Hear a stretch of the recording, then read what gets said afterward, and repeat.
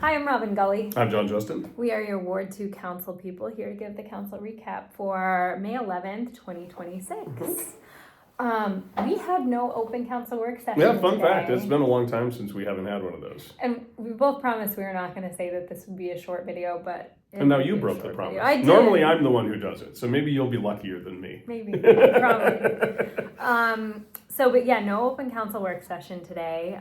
So we kicked off the meeting with a couple of proclamations. First, and some appreciation. The South Robert Street Business Association had a proclamation just for supporting Explore West St. Paul Days. Yeah. But they also came and donated $20,000 to Explore West St. Paul Days and $1,000 to the West St. Paul Rider. Mm-hmm. This is actually a really good chance to plug Explore West St. Paul Days. Yes. Coming up June 4th through 6th. And every year it gets better. There are more events on the calendar than ever. The website looks great. It's got videos. It looks cool. You can still get your application in, I think, for the citywide garage sale. I believe so. And there might be a couple other things. I'm not sure if the sort of... it's not a market, but it's kind of a market that happens at the end of the parade. I think that might still be open. And some other community partnership things where if you're want to do an event at your business, there's some shared funding we can do with that. So yeah, take advantage of it. Yeah, every year it's gotten larger from what I can see. And this will be no exception. It's going to be fun. So explorewsp.com. And then we also had a proclamation for 2026 Police Week and Peace Officer Memorial Day. So appreciate our West St. Paul police. Absolutely. And then we had the always thrilling the Robert Street sidewalk. Snow removal. Yes, so we have to do this every year. There's a portion of Robert Street that is actually not. We contract out having that snow removal. It is south of Butler. And so every year... We can't do north of Butler because the sidewalks are too narrow. Yeah, it gets tight up in there.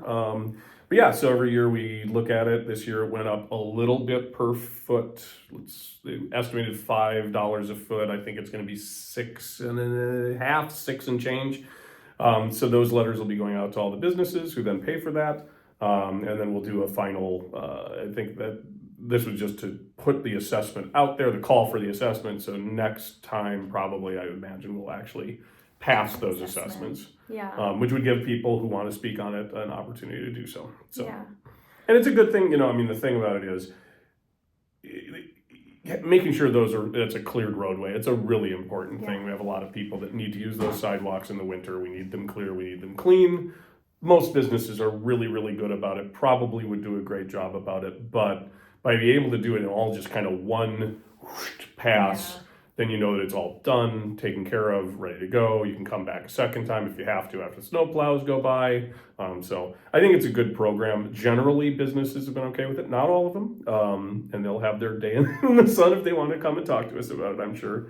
But I think it generally works out well for the community as a whole. So. Yep. And then we talked again about the same rental license renewal that we did in the last meeting. And if you want to watch the discussion, go ahead and watch the council meeting. And then we did a final reading of an ordinance regarding the expiration of conditional use permits. Yeah, which I think I talked about the last time, and so it passed. I think it's going to be really good. I think it's a good move, and I think that it's going to be good for the city in the long run, and kind of how we can guide things and change our guidances as times change, which is something we're always doing with zoning and conditional uses and all of that stuff. Yeah. What's good now, it wasn't good 50 years ago. What was good 50 years ago isn't necessarily good now. So, the dairy store is the one that they brought up that I still think is very funny. We had a conditional use for dairy stores, and I haven't seen a dairy store. Back the dairy I mean, if you've got a dairy store plan, come and talk to Ben at the city. That's a deep dairy concept that you want to bring forward. We've got a place for it in our zoning code. The last thing that we talked about really was the revised development agreement with Greco.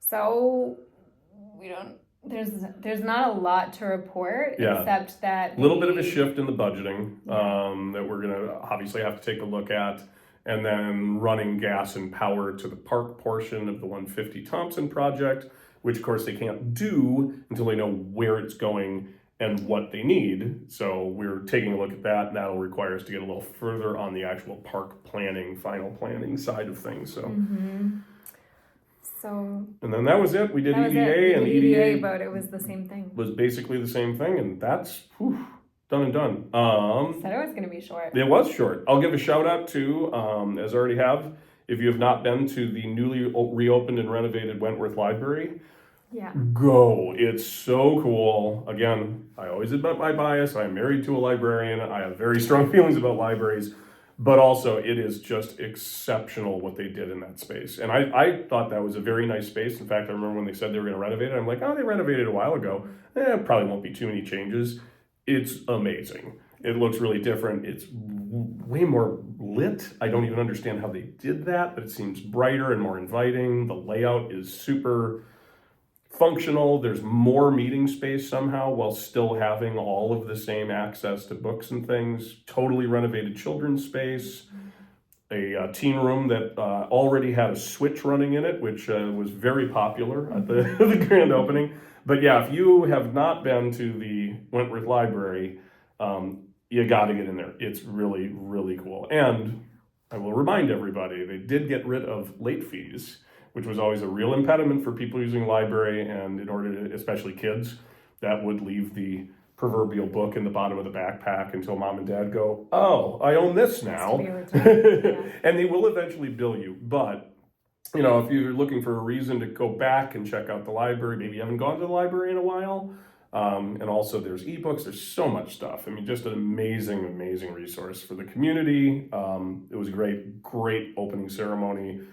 Unbelievable amount of people that are there. I keep hearing different estimates, but it was shocking. I mean, people were parking blocks and blocks away to get into there. So very cool. Anyway, go to the library. It's cool. And thanks to the Dakota County commissioners for getting that one over the line. It's we really we appreciate all that they do for us, and this is another great example. We had some really nice partnerships with the county over the last few years, and I look forward to continuing those because it's great for us. So and them. And them too, yes. That's it, I think. That's it. Wow, not bad. Thanks, everyone. All right, have a good night. Have a good night. Bye.